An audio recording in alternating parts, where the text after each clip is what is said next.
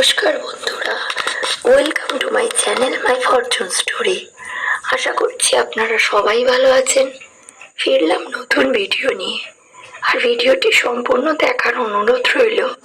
আর ভিডিওটি দেখে যদি ভালো লাগে তাহলে প্লিজ একটা লাইক করে দেবেন, আর যদি মন চায় সাবস্ক্রাইব করে নেবেন। আমি প্রথমেই আপনাদের কাছে ক্ষমা চেয়ে নিতে চাই। 13-14 দিন পর আমি ভিডিও পোস্ট করছি। আমার গলার আওয়াজ শুনে আপনারা নিশ্চয়ই বুঝতে পারছেন আমার এত জ্বর এসেছিল।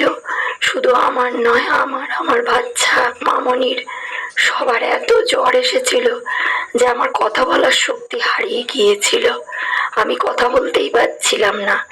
10-12 দিন সমানে কন্টিনিউ, বিশ্বাস করুন, গার্গল করে তবে আমি আমার গলা দিয়ে আওয়াজটা আজকে কোনো রকমে বার করে ভয়েস দিচ্ছি। তাহলে বন্ধুরা চলুন দেখুন আমরা নন্দ উৎসব কিভাবে পালন করেছিলাম। নন্দ উৎসবের দিন প্রচন্ড বৃষ্টি হচ্ছিল। তার মধ্যে আমরা সকাল 6টায় বেরিয়ে মিষ্টি নিয়ে আশ্রমে গেলাম। আশ্রমে ততক্ষণে শুরু হয়ে গিয়েছিল সবকিছু। তো আশ্রমে পাঠ শুরু হয়ে গেছে, সবাই এসে গেছে, মোটামুটি ভোগ প্রসাদও এসে রেডি হয়েছিল। তা আমরাই একটু দেরি করে গিয়েছিলাম, কারণ আমরা মিষ্টির প্যাকেট তৈরি করিয়েছিলাম। তারপরে অতটা রাস্তা অতিক্রম করে গেছি বাচ্চা নিয়ে, সুতরাং ন্যাচারালি আমাদের দেরি হয়েছে। তো চলুন দেখুন ভিডিওটা।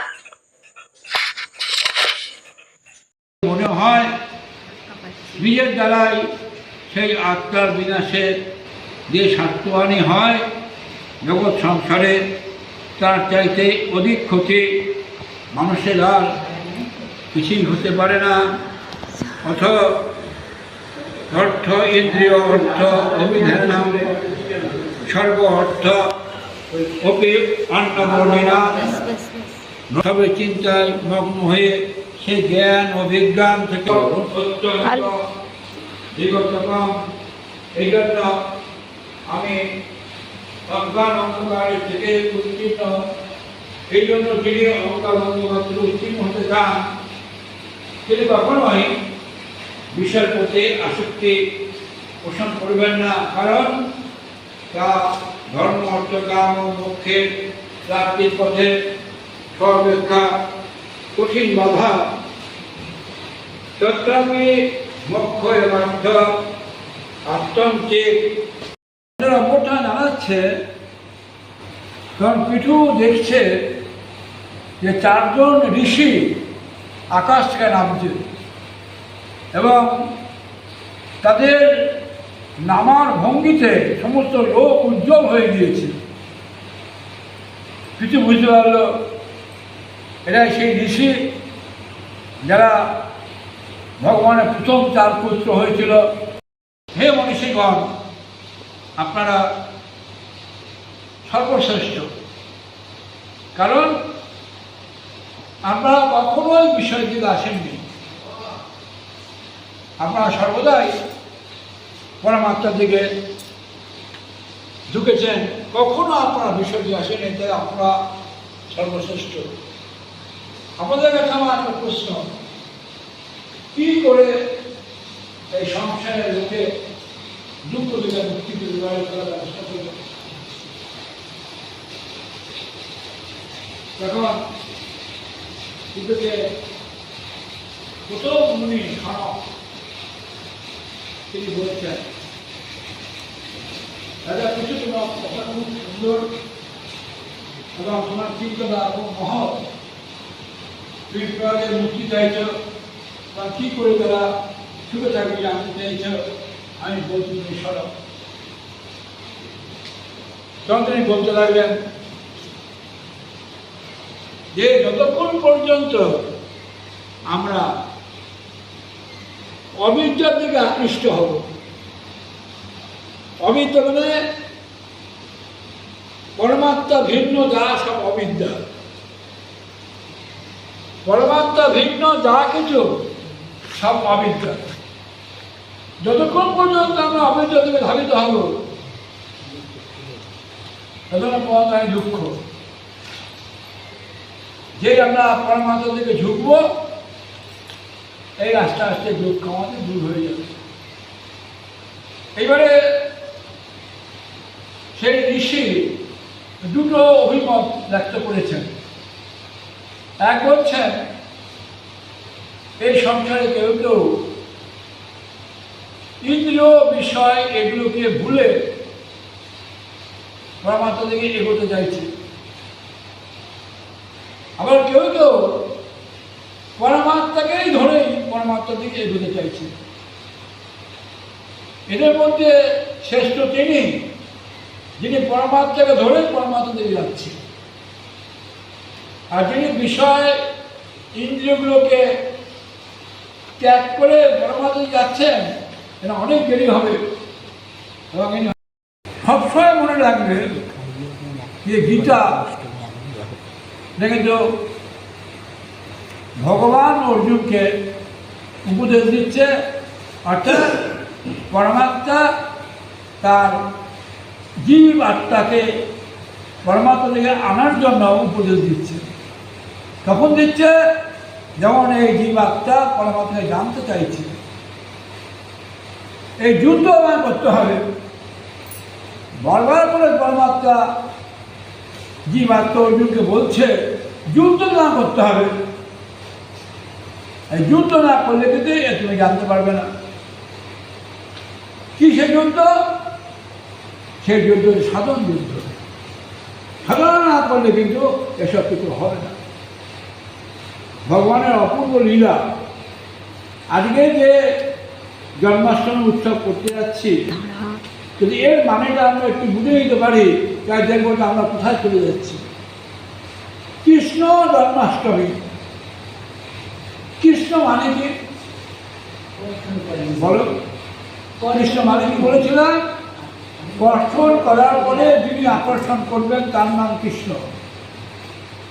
তাই যখনই কৃষ্ণ নাম তুমি বলবে তখন তোমাকে যদি করতে হবে কর্ষণ করতে হবে, অর্থাৎ এই দেহ থেকে তোমাকে আস্তে আস্তে ভগবান কৃষ্ণের দিকে আসতে হবে। এর নাম কর্ষণ করা। একেই আমরা রামায়ণে পেয়েছি যে রাজা জনক হাল চাষ করেছিল, করে এই সীতাকে পেয়েছিল, রামকে উপহার দিয়েছিল। যখন তুমি কর্ষণ করবে তখন তুমি এই সীতাকে পাবে, মানে মায়া। এই মায়াকে জানতে পারবে, আর মায়াকে জানতে পারলে তুমি তখন বুঝবে এটা ভগবানের শক্তি। হ্যাঁ, এ তার জিনিস তাকে উপহার দিয়ে তখন তুমি তাকে উৎসর্গ করবে, তুমি মুক্তি পেয়ে যাবে। কি সুন্দর রামায়ণ লিখতে পারছে যদি এই অর্থগুলো আমরা বুঝতে পারি যে আমাকে হাল চাষ করতে হবে। হাল চাষ করার পরে আমার এই সীতা জন্মাবে, এই মায়া জন্মাবে, আমি বিরক্ত হব না।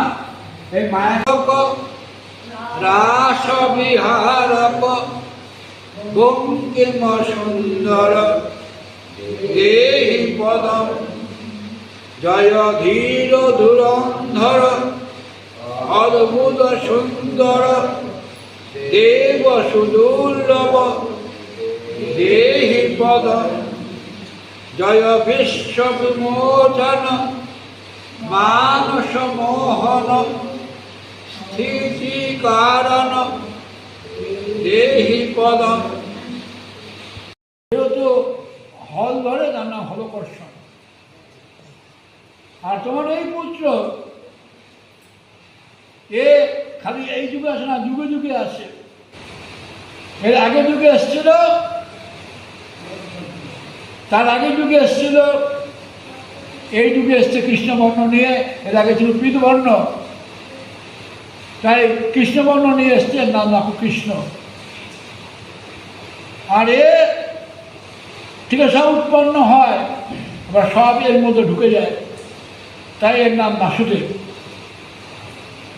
যে বাসুদেবের নাম হলো নন্দের চরম ঘুরে গেল, মানে কি বাসুদেবের পুত্র? না না না, বাসুদেব মানে যার থেকে সব উৎপন্ন হয় আর যাতে সব মিশে যায়। এই পুত্র থেকে সব উৎপন্ন হয়েছে, আবার সবাই কিন্তু এর মধ্যে প্রবেশ করেছে। ধর নন্দ খুব খুশি হলো, তাই দুটো নাম পেয়ে গেল কৃষ্ণ আর বাসুদেব। নামকরণ করা হয়ে গেল এবং ধীরে ধীরে কৃষ্ণ বড় হতে লাগলো। কংস দেখলো যে কৃষ্ণের কতগুলো কাজ এমন হচ্ছে, সব দুষ্কৃতের বিনাশ হচ্ছে। তখন মন্ত্রীদের বসল, কি করলে কৃষ্ণকে আনা যায় এবং আনলে পরে মারব। তখন বলছে মন্ত্রীরা, আপনি একটা মল্লযুদ্ধের ব্যবস্থা করুন। এই মল্লযুদ্ধ করলে পরে আপনার দুই মল্লযোদ্ধা আছে, তাদের সঙ্গে কৃষ্ণকে ভিড়িয়ে দেবেন, দিয়ে তারা পিছে কৃষ্ণকে মেরে ফেলবে। তখন কৃষ্ণ আসবে কেন? নাও আসতে পারে, বলে আসবে, একটা কথা আছে, যদি অক্রুর গিয়ে নিয়ে আসে। কেন? অক্রুর ভক্ত, আপনি জানেন না? অক্রুর ঘরে বসে কৃষ্ণ নাম করে। এখন আর অক্রুরকে মারবেন না, কারণ অক্রুরকে মারলে আর কৃষ্ণ আসবে না। আপনি অক্রুরকে পাঠান, কৃষ্ণ আসবে, এলে পরে এই মল্লযুদ্ধে প্রবেশ করে দিন, কৃষ্ণ নিহত হয়। তখন মন্ত্রীর কথা শুনে কংস অক্রুরকে ডাকলো। অক্রুরকে ডাকলো যেন অক্রুর ভয় করছে, যে বুঝা জানতে পেরেছে আমি কৃষ্ণ নাম করি। অক্রুর এর পরে কংস বলছে, ভয় নাই, তোমাকে নিহত করার জন্য আনিনি, তুমি বৃন্দাবনে যাবে, কৃষ্ণকে নিয়ে আসো। অনাথের নাথ নাম, নাম দীনবন্ধু, নাম পিতা, নাম মাতা, নাম প্রণয়।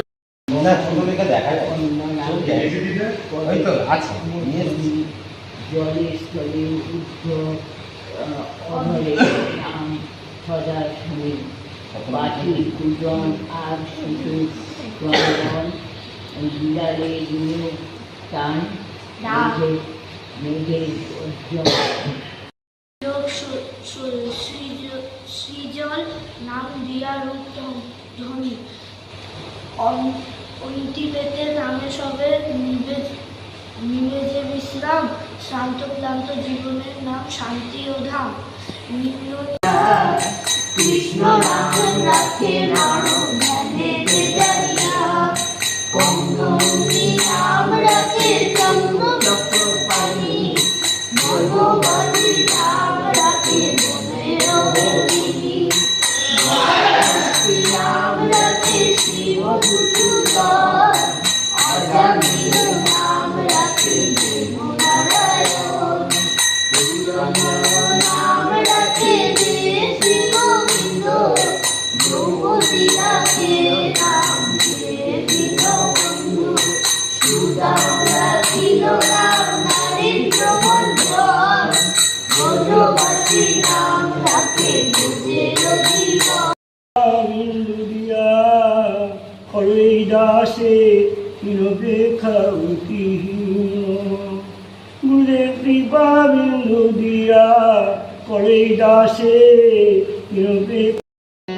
কৃষ্ণ নাম সুদানে কৃষ্ণেরই গান গায়, কৃষ্ণেরই গান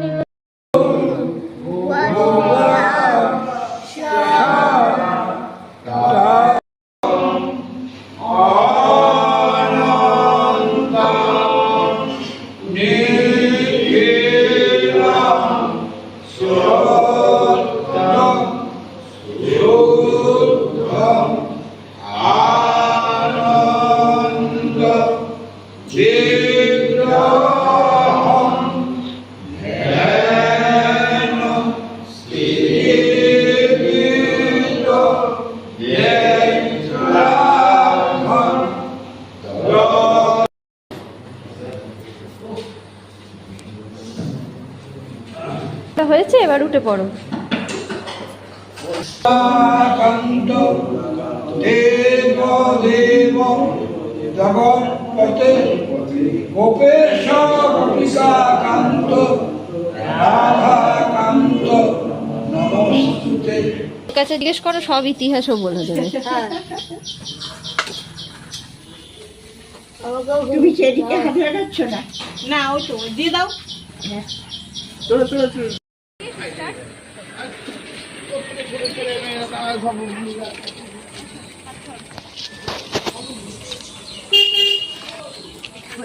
আছে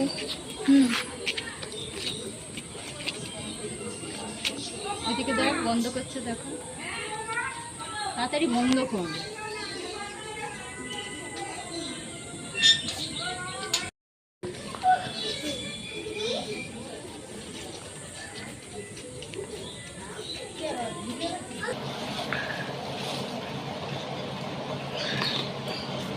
আশ্রমে আজকে আমাদের তরফ থেকে এইটা দেয়া হয়েছিল, এইটা আমাদের জন্য আনা হয়েছে। তো ওটা হচ্ছে তোমার, এসো আমি তোমাদের সবাইকে দেখিয়ে দিই কি কি দেওয়া হয়েছিল। মেন প্রসাদ হয় এই যে একটা ঠোঁয়া, এটা কালকেই তৈরি হয়েছে খই মুরগির, আর এইটা নিয়ে এটা একসাথে দেওয়া হয়েছিল আজকে প্রসাদ হিসেবে। আর আমাদের রোজের প্রসাদ এমনি বাতাসা থাকে, সেটাই হাতে দেওয়া। এই নাও সোনা, তোমার প্রসাদটা নিয়ে এসেছি, তুমি নাও হাতে করে। ওরাম তো ধরতে পারবে না, এরাম করে ধরতে হবে, এরাম করে। ওই হাতে এটা ধরো। দেখি তো এই প্যাকেটগুলোতে কি রাখা আছে। নিমকিটা তোল, এইবার নিমকিটা দে। এবার নিমকিটা এখানটা রেখে এবার দেখি তো ঠোঙাগুলোতে কি রাখা আছে। বাবা, ঠোঙাগুলোতে খই মুড়ি